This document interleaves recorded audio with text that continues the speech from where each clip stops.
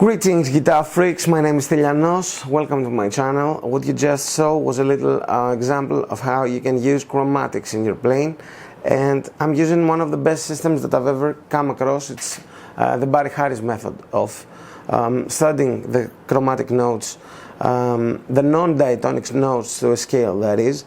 So in music we have 12 notes, right? Every scale, what is a scale? A scale is a sequence of 7 notes. Every note that belongs to any specific scale is called diatonic note. Every note that doesn't belong to it is a chromatic. So you always have 7 diatonic notes and 5 chromatic ones.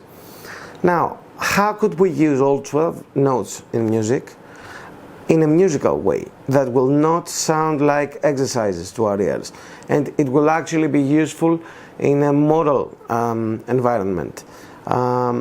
The best system I've ever come across is this Barry Harris concept, which I've adopted and I've transferred it to the guitar playing, because Barry Harris was a pianist, so he didn't teach things regarding guitar players necessarily, but musicians in general.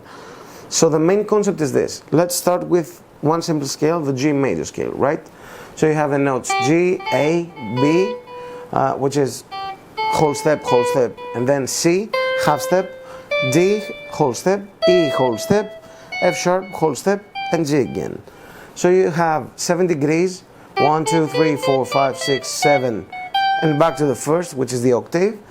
And there are whole steps in between every degree, except for the third to the fourth and backwards, and the 7th to the octave and backwards. So what you do is you simply play the chromatic note in between. Imagine that you're playing 8 notes, so 1 and 2 and. So you want diatonic notes on every beat, 1, 2, 3, 4, and chromatic notes in the upbeats. So wherever I say and, 1 and 2 and. By this way, you're giving a stronger emphasis to the diatonic notes because they fall on the strong beats of the metronome, of the backing track, whatever you want, and you're paying less attention to the non-diatonic, the chromatic notes in between. And this is easy because if you want to go, for example, let's say from the G to the A, all you have to do is play the note in between. So G to A to B. Now from the B, from the 3rd degree to the 4th, we have a problem, because if we were to go and play B to C, then this would lead the next beat to be a C sharp, D flat, which is a non-diatonic note. So that would sound bad. So what we have to do here to fix the pattern a little bit and make it still sound melodic and beautiful is from the 3rd degree, which is followed by half step, the C, we're gonna skip that C and go up to the next available diatonic note, so the D. B goes to the D and back to the C. So up till now you have 1 and 2, 2 and 3, 3 and 4. And now it's a piece of cake because you still go like C to D, D to E, E to F sharp, and now from the 7th to the root you have to jump again. So F sharp goes up to the A and back to the G. And this is how you ascend the scale, alright? You never land on a wrong note on a strong beat. And when you want to go backwards from the G, for example, you'd still do the same. So right here I'm gonna have to go from the G to the F sharp, so it's the same tone apart. I'm gonna jump up to the next available diatonic note, so the A, G to A, back to the F sharp. From the F sharp I'm gonna go down a semitone, from the E a semitone below, to the D, D to the C, C to the B I have to jump, B to the A to the G. And this is how you never land on wrong notes. Now, application on the guitar. We just demonstrated the whole system in one string because it's much easier to see, understand, and listen to the concept before we apply it on the guitar. Because you see, the guitar, the difficult thing about it is that you have a lot of fingerings to play the same thing. This is why we have so many systems, for example, regarding the major scale. You can play the G major scale with a cage system like this, or 4 other boxes. You can play the G major scale in the in position system. You can play 3 notes per string. You can play 2 notes per string. You can play 3 and 2, for example, or 3 and 4.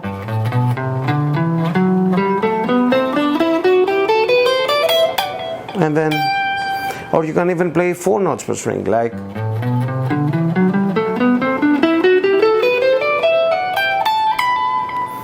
there are so many different ways to do the same thing, and that becomes a little bit frustrating for guitar players. Now, if you already know a system really well, like the caged system, for example, which is one of the most widespread systems, use that one. For my examples today, I'm going to use the Berkeley in position system. But before we go to that, it's important to understand the different fingerings that we're going to encounter. All right? So, starting on say a G, a root note, on the 6th string, there are 3 ways to go to the A. Way number 1 is playing 1 note on the 6th string, the G, then the A flat on the 5th string, and the A on the 5th string as well. So, and the same would go backwards as well, from the A to the G. Way number 2 would be to play 2 notes on the 6th string, so G and A flat, and play the A on the 5th string, and backwards as well. And the third final way is in 1 string, which is the easier one of them all. But this, you might wanna have to do it with different fingerings. You might do it with your index, you might come across it with your middle finger, or you might even have to move your hands. For example, if you had the 3rd finger on the G, you might have to go like this. Alright? So these are the 3 main ways to go from the G to the A. The same thing and the same fingerings are applied to the next strings, like this. Or if you went, and then right here is the exception. We have to raise everything that would play in the 2nd string by 1 semitone, because the tuning of the guitar changes in this position. So, and then, all right? And the same fingerings that we had before apply to the next string as well. So, and that's it. Now, when you want to skip a note, so for example from the B to the C, what do? So I'm going to have 3 basic fingerings here as well. I'm starting with the B with my pinky finger. I'm going to play the D and C on the 5th string. So, alright? The other way to do it would be to start with your 3rd finger, jump up to the next string, and come back with your pinky. And the final way would be to play them all in 1 string. So, now if I moved to the 5th string, it would be like this. In the 4th string, it would be like this.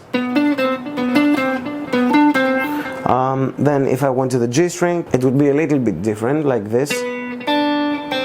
And then, and finally,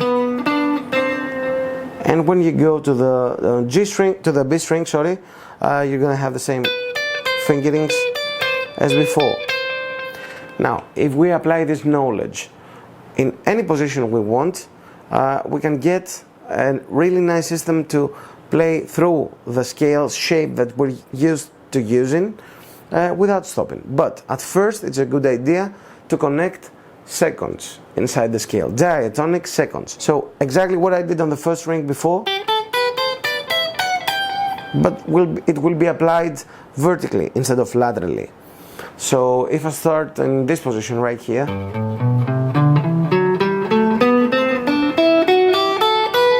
actually I have 2 Ds in these 2 places, and I can play both of them. I can use both of them, whichever feels more natural to my hands. One of the best systems that I usually suggest to my students is the 7-position system, because it teaches you the in-between stuff that you cannot see so well with the cage system. It answers to more questions. It's a little bit more difficult because you have to memorize some more boxes than the cage system, but in my opinion, it's much better and more beneficial than the others. But you can try it to anything you want. You can play the 3 notes per string system, 4 notes per string. It doesn't really matter at this point. What matters is that you can actually connect diatonic seconds inside the box that you currently know. So for example, this is the G Ionian box, and if I were to connect diatonic seconds in between, I'd have to go like this. I'm gonna put up a loop, alright, to make it sound a little more, a little nicer.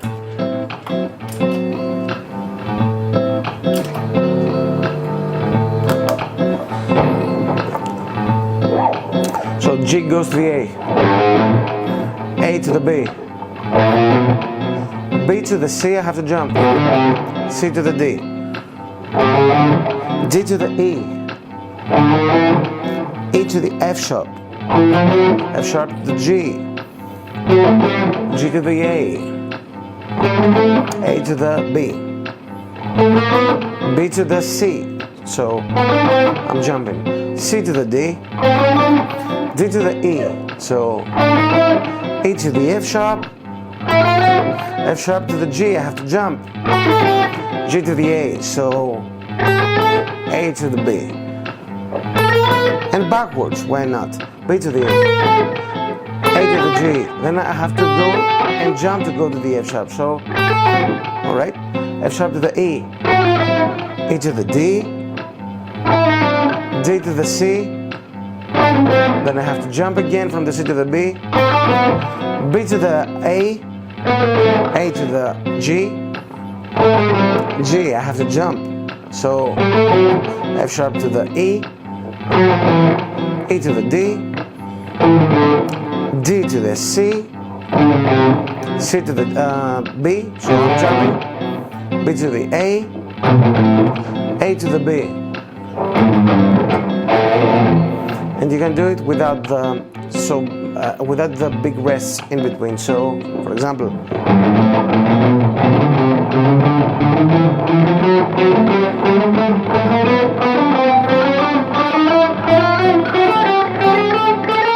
backwards.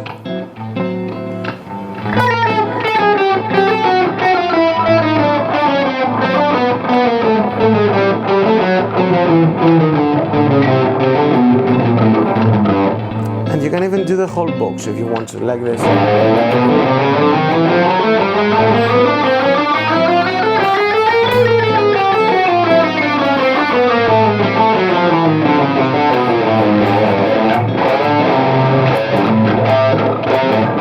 So this was the lesson for today. I hope you enjoyed it as much as I did and found it helpful. I believe it's going to open a lot of new doors and impact your playing in the very best of ways.